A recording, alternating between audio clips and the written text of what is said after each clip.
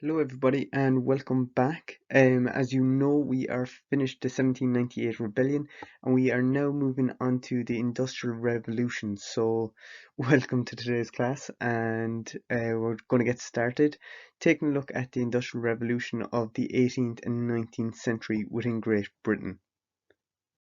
As always, we're going to start with our learning outcomes, and by the end of this presentation, you should know what and when the Industrial Revolution took place and where it took place in Great Britain.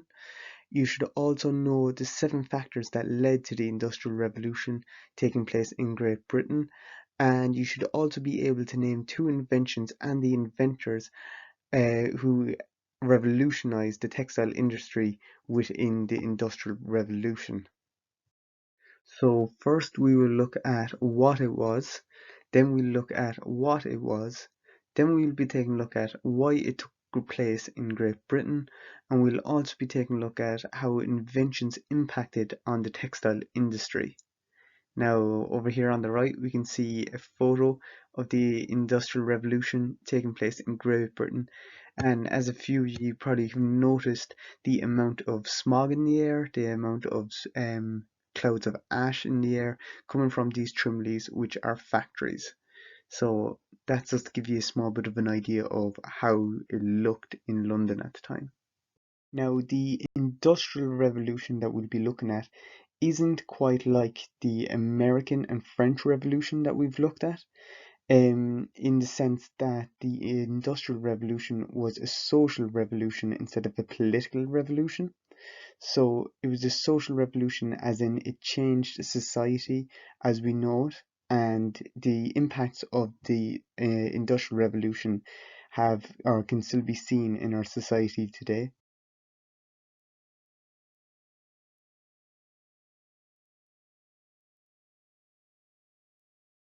So it's quite hard to define what the Industrial Revolution is, but summed up in a nutshell, it's when society moved from an agrarian society, which is a society that lives or that most people live in rural settings, and it's made up of agriculture, and it moved from that type of society that we can see here in the photo to a more urban society. Now here in this painting that we can see down the bottom, you can start to see how the agrarian way of living was in the forefront, and then as it starts to go to the back we can see the factories being set up in the middle of the countrysides, and this is the starting of the Industrial Revolution, when factories were starting to be set up around different countries or counties and cities, and we could start to see how it was moving from an agrarian society to a more urban society.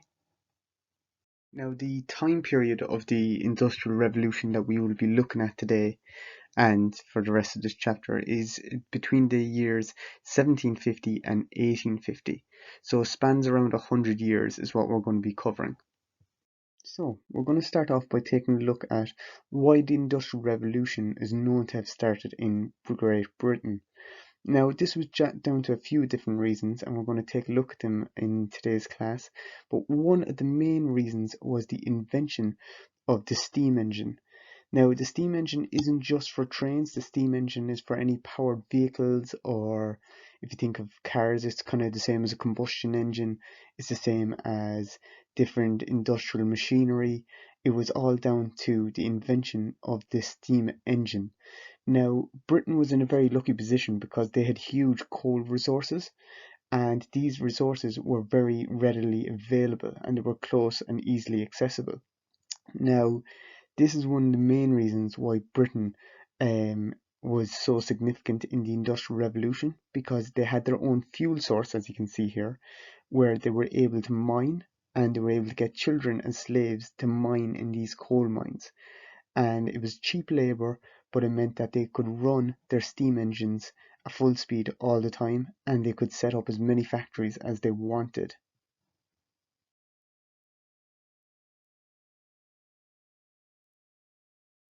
Now, a second reason why the Industrial Revolution took place in Great Britain is because of the agricultural revolution that was taking place in the country at the time. Now, this was improvements seen in agriculture, such as farming and growing crops, And these improvements meant that more food could be provided for more people with fewer people producing it. So it meant that instead of a farmer needing, say, 20 to 30 people to help him on a farm, he now could do it by himself or with just one extra person. And he could produce double the amount of food that he previously would have made. So this agricultural revolution led to a population rise. Now, this population rise was down to a few different things. It was down to one, there was a there was calorie-rich food being produced in Great Britain. This was due to the Columbian Exchange and due to the fact that they were getting a better climate, because in the 1700s there was a mini ice age, and it meant that the crops weren't as successful. This led to way more food being created and calorie-rich food during the agricultural revolution, and this meant that there was also a population rise, which led for more people to be able to work in the industrial revolution. Now, there was also less people carrying out the agricultural revolution, so there was less people farming, which meant there was more people for the industrial revolution also. Now, the fourth reason was Britain was one of the biggest trading powers in the world, or the biggest trading power in the world, and had just won a series of wars against the Dutch to rule the financial and trading industries in the 18th century.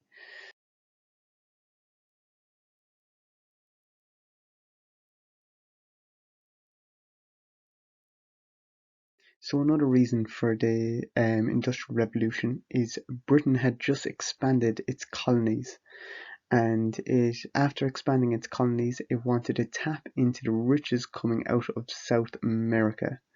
Now, London, as we know at the time, was one of the most important cities in all of Europe, and it was considered a main trading hub for Europe.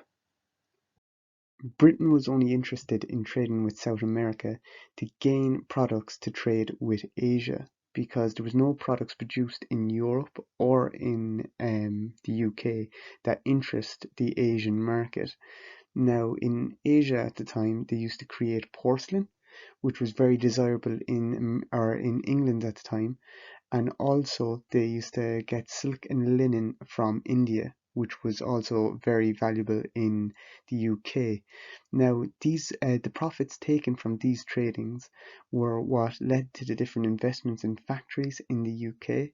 So they would get products from Asia and India and different places like that, trade them in England, and the profits would lead to capital being produced in England. Now, a fifth element that we'll be looking at is the British government and their protection through tariffs. Now, tariffs are almost like taxes or different restrictions that the government put in place on products coming into the country. So the British tariffs or taxes protected the British industries from importing or imports, which allowed industries to thrive in Britain.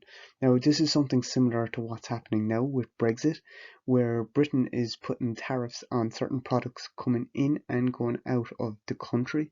So if you were to buy a product from England, now you had to also pay a 20% extra tax on it, which is a tariff. Okay, so this helped protect the money within Britain, and it helped keep the money within Britain. So people were less likely to trade with countries outside of Britain, and they would stay local. The sixth element was inventions. Now, there were many different inventions created in Britain during this time. Many of these inventions helped the revolution or the Industrial Revolution take place, and it also spread the word of the revolution as well to many different countries. Now, we'll be looking at different elements and different machines that were created, such as the Flying Jenny and the steam engine, in later classes. And finally, the seventh point of the transport revolution. Now, this was due to the invention of the steam engine being created, and this really helped the Industrial Revolution take place due to it being able to transport goods from one end of the country to the other end of the country.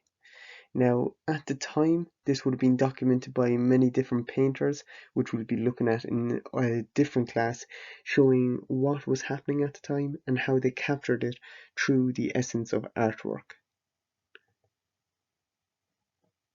Now, one of the first inventions that we'll be looking at in the Industrial Revolution actually took place just before the Industrial Revolution in 1733, and it was called the flying shuttle.